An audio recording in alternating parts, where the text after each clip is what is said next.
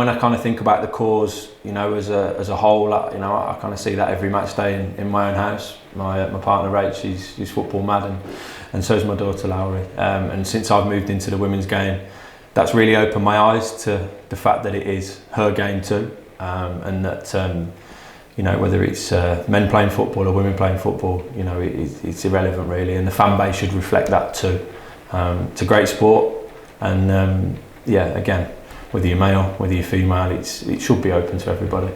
Just that recognition, and it's a massive, you know, part of football these days, and it's really important that we do recognise it, and we're playing our part as well. We want everyone to come along to every game, but obviously we're going to put a lot of focus into this game because we really want to, first of all, we really want to kind of get the attendances up, because look, it's been November and December always a difficult time to kind of try and ramp that up because of the fixture list and then the postponements and gaps in the fixture list. But yeah, absolutely, we want as many people, families here to kind of celebrate any women and girls in sport in general. Going into the Billericay game is a massive game for us. We want to, you know, continue that on a high, and you know, go into it working really hard.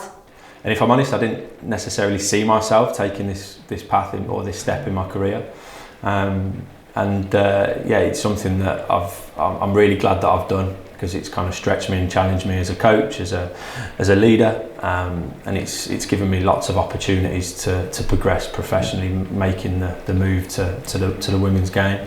But the unfortunate thing is that it does raise eyebrows with some people, you know, particularly maybe some of the male population in the men's game. You know, ask the question, well, you know, kind of what's in it for you, and why would you do something like that? You know, why would you make that decision? And I think that's the red flag, and I think that's why the campaign Her Game Too is really, really important, because, you know, it's football at the end of the day. Football's football. Men play football. Women play football. And I see myself as a football coach, you know, and as a football manager, and it's irrelevant to me whether that's with male or female players. I just want to help teams be the best they can be and win football matches. And you know, I hope that can be the norm, because I don't think it is. But again, I see it week in, week out in my living room with my partner Rach and my little girl. So yeah, hopefully, you know, we can see more of that in the future. And as a player, it was fantastic to see that growth and just the relationships between everyone, as you said.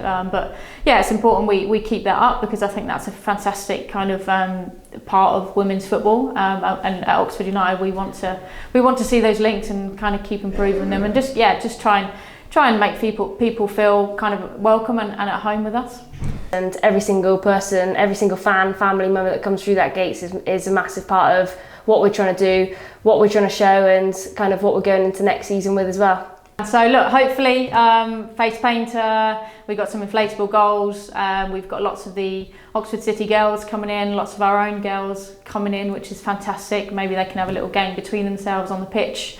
But yeah, just kind of lucky dips, a little bit of Christmas themed things going on. So yeah, hopefully a really nice kind of exciting day planned. Just come down, you'll really enjoy it. We'll put on a show, we'll make sure we communicate with you, have a chat with you after the game as well. But yeah, really important that, you know, if you come down, support us, you'll also get that bit of support from players as well. £10, and I think they will both be really good games, four really good teams there who are going to, hopefully give us some entertainment. I think that, as I said, two really good games, and I think for anyone that's going to come for the day, we're really entertained with what's going on the pitch and off the pitch. So it just shows that, you know, you just have to make sure doors are open and that the sport is accessible, because, you know, people want to be involved, and discrimination and sexism and, you know, all those kind of negative behaviours, you know, they're not welcome, they're not acceptable, and we need to make sure that kind of stays at the gate, and that, you know, a match day is a place for people to enjoy watching football.